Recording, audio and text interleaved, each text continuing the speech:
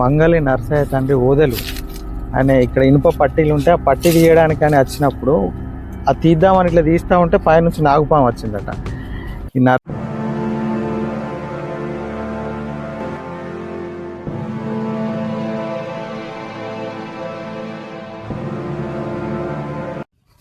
Hello curious man's, చాలా రోజులు అవుతుంది వీడియో చేయక.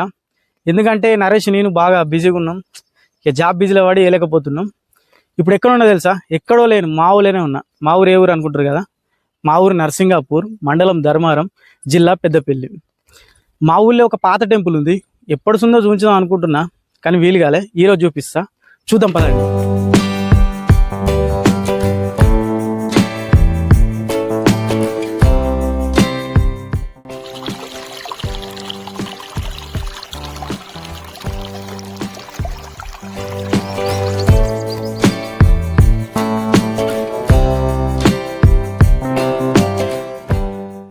ఇప్పుడు మనం చూస్తున్నది పాత శివలింగం.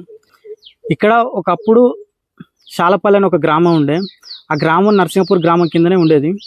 ఇప్పుడు మాత్రం ఇక్కడ ఎవరు లేరు. కొన్ని సంవత్సరాల కింద ఇక్కడ నుంచి ఇక్కడ ఉన్న జనం అని తెలిపారు. ఇక్కడ నుంచి 250 మీటర్ల దూరంలో ఉన్న పాత టెంపుల్కే చూపిస్తాం మీకు ఎలా ఉంది అనేది.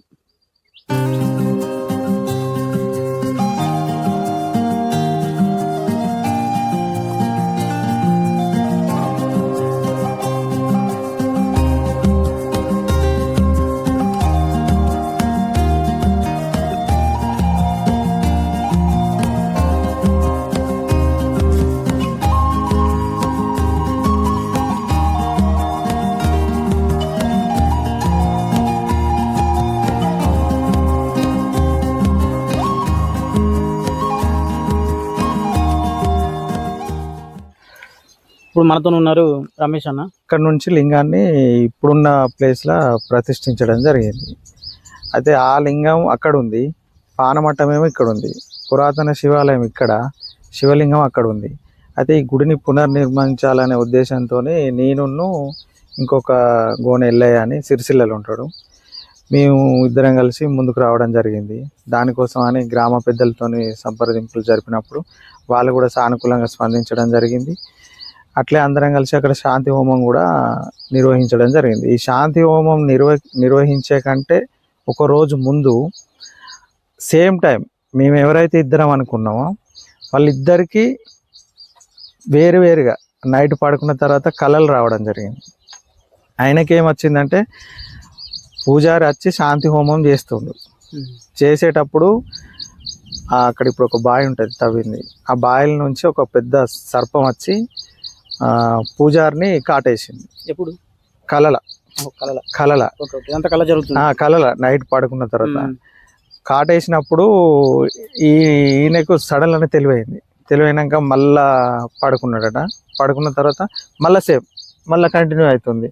సేమ్ సర్పం రావడం, పూజారిని కాటేయడం, పూజారి చనిపోవడం ఇవన్నీ జరిగినాక దేవుడు మేము మంచి చేద్దామని మేము ముందుకు వస్తే మీరు మాకేంది ఇట్లా చూపెడుతుర్రు అని అన్నాక ఇక్కడ కావాలని నా తోకకు నిప్పు పెట్టిర్రు. అందుకే నేను ఆగ్రహించి కోపానికి వస్తున్నా. నా లింగం పైన ఎర్రబట్ట నుంచుర్రి, నేను శాంతించిపోతా అని మానవ రూపం దాల్చి మాయమైపోయింది. సేమ్ టైం నాకు కూడా నైట్ పడుకున్న తర్వాత ఇక్కడికి వచ్చినాం, పంతుల్ని తీసుకుని అందరం వచ్చిన తర్వాత ఇక్కడికి వచ్చి అది పసుపు కుంకుమ వేసిన తర్వాత లోపల నుంచి ఒక పాము బయటికి వచ్చి ఇట్లా 3 కళ్ళు ఉన్నాయి, ఒక్క కన్నుతోనే అందరినీ చూస్తుంది. చూసేటప్పుడు ఆ పూజారి కుంకుమ పసుపు వేసి నిమ్మకాయలు పెట్టి కొబ్బరికాయ కొట్టిన తర్వాత అది ఇంకా ముందుకు వస్తే అందరు భయపడి ఉరికితే నేను నిల్చొని మొక్కుతున్నా. మొక్కి కళ్ళు తెరచుడుతోనే నా మీదకి ఒకటేసారి ఇట్లా దునికినట్టు అయిన తర్వాత సడన్ గానే తెలివైంది. సేమ్ టైం పొద్దున్న లేచిన తర్వాత నేను ఆయనకు ఫోన్ చేసుడు, ఆయన నాకు ఫోన్ చేసుడు, ఇదంతా ఇట్లా ఏం చేద్దామని మళ్ళీ ఏదైతే పూజారిని మేము తీసుకొచ్చి చూపెట్టినామో పంతుల్ని, ఆ పంతులతో మాట్లాడిన తర్వాత ఆయనే సమస్య దేవుడే చూపెట్టిండు, పరిష్కారం కూడా దేవుడే చూపెట్టిండు. కాబట్టి దీనికి ఏం కాదన్న తర్వాత ఆయన కూడా మాకు ఎక్కడనో చివర కొంచెం భయం, ఇప్పుడు ముందుకెళ్తే ఏమన్నా జరుగుతుందా ఏంది అని భయపడితే పాండిచేరి నుంచి ఒక సిద్ధాంతిని పిలిపించడం జరిగింది. ఆయన వచ్చి చూసిన తర్వాత శివలింగాన్ని యథాస్థానంలో ప్రతిష్ఠించుర్రి. ఇప్పుడు ఏవైతే హనుమాన్ విగ్రహాలు ఉన్నాయో యథాస్థానం నుంచి ఆ హనుమాన్ విగ్రహాలకును ఈ శివాలయంకు స్టేట్లో ఒక రోడ్ తీయండి. దాంతో ఇక్కడ అంటే మంచి డెవలప్ అవుతుంది, కోరిన కోరికలు తీరుతాయని వారు చెప్పడం జరిగింది. అంటే ఇప్పుడు శివలింగాన్ని ఈ టెంపుల్ యథాస్థానంలో ప్రతిష్ఠించాలి. ఇప్పుడు కిందున్న పానమట్టం ఇక్కడే ఉంది, అంటే అమ్మవారు ఇక్కడ ఉన్నది, శివుడు అక్కడ ఉన్నాడు అన్నట్టు. శివుడు పార్వతులు కలిస్తేనే శివలింగం. అమ్మవారు ఇక్కడ ఉండిపోయింది, లింగం అక్కడ ఉంది. అయితే ఆయన వచ్చి కొన్ని విషయాలు చెప్పడం జరిగింది. ఇక్కడ నాగబంధాలు ఉన్నాయి కాబట్టి ఎవరు వచ్చినా అంటే ఇక్కడ ఎలాంటి చిన్న వస్తువు దొరికినా కూడా ఇక్కడ నుంచి తీసుకెళ్ళద్దు. నాగబంధాలు ఉన్నాయి కాబట్టి 100% వాళ్ళకి ఏదో ఒక చెడే జరుగుతుంది కానీ మంచి జరగదు. మంచి ఆలోచనతోనే వచ్చి ఎవరైతే పని చేయాలనుకుంటారో వాళ్ళకి అన్ని రకాలుగా మంచి జరుగుతాయి.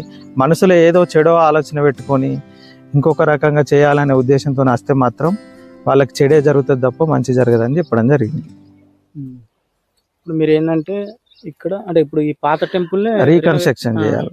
సేమ్ బండలు యూజ్ చేస్తారు, సేమ్ ఇవే. అదే దీని గురించి గుళ్ళు రీకన్స్ట్రక్షన్ చేసే వాళ్ళతో కూడా మాట్లాడడం జరిగింది.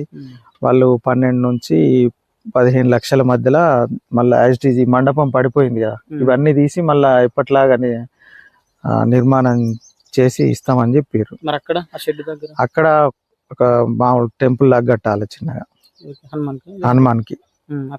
లింగం ఎట్లా ఇక్కడికి వచ్చేస్తారు కాబట్టి అక్కడ ఒక హనుమాన్కి టెంపుల్ లాగా కట్టాలి. మీరు ఏంటంటే ఓవరాల్ గా దాతలు వస్తే అవునవును. అంటే ఇది ఖర్చుతో కూడుకున్నది కాబట్టి ఒక్కల వల్ల కాదు కాబట్టి దాతలు అనేది ముందుకు వచ్చి సహాయం చేయాలని కోరుచున్నాం. తెలిసి ఎప్పుడు పూజలు జరుగుతాయి? మా తాతలకే తెలియదట పూజలు జరిగింది.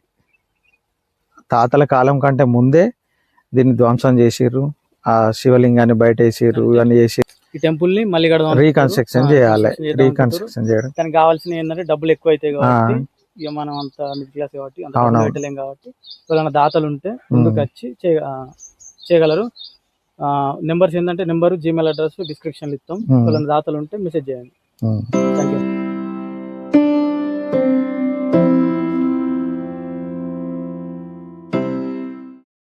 ఇంకొకటి ఇక్కడ ఉన్న శివలింగం బ్రహ్మసూత్రం ఉన్న శివలింగం, అచ్చు యంత్రం ఉన్న శివలింగం. ఇట్లాంటివి మన దేశంలో ఎక్కడ లేవు. అది ఉన్నాయి మన తెలంగాణలో రెండే, ఒకటి జోగులాంబ గద్వాల, రెండోది ఇది అని పూజారి చెప్పడం జరిగింది. ఈ మంగళ నరసయ్య తండ్రి ఓదలు ఉన్నాడు కదా, ఇక్కడ ఇనుప పట్టిని తీసుకుపోవడానికి కానీ ఇట్లా తీస్తూ ఉంటే పైనుంచి నాగుపాము వచ్చింది. వచ్చిన తర్వాత నరసయ్య ఉండి, నాన్న ఎందుకు తీస్తున్నావు, పాము వచ్చింది చూడన్నాక దండం పెడితే మళ్ళీ రిటర్న్ వెళ్ళిపోయిందట. అది స్వయంగా తానే చెప్పిన విషయం కాబట్టి ఇక్కడ నుంచి ఏది తీసుకెళ్లే ప్రయత్నం కూడా చేయొద్దు. 100% ఇక్కడ నాగబంధాలు ఉన్నాయి. పాండిచేరి నుంచి వచ్చిన పంతులు సిద్ధాంతిని పిలిపిస్తే తను కూడా అదే చెప్పడం జరిగింది. ఇక్కడ నాగబంధాలు ఉన్నాయి, ఎవరు అంటే ఇక్కడ నుంచి ఏదో స్వార్థం ఆలోచించి రావద్దు, మనం భక్తితో చేయాలనే ఉద్దేశంతో రావాలి, కానీ స్వార్థపూర్తి ఆలోచనలతో వస్తే 100% చెడు జరుగుతుందని చెప్పి.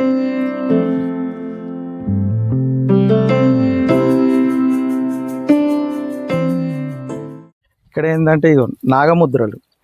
ఈ నాగముద్రలు అనే ఈ రాయి ఈ మంగళ నరసయ్య పొలం దున్నేటప్పుడు నాగలికి తట్టుకున్నది.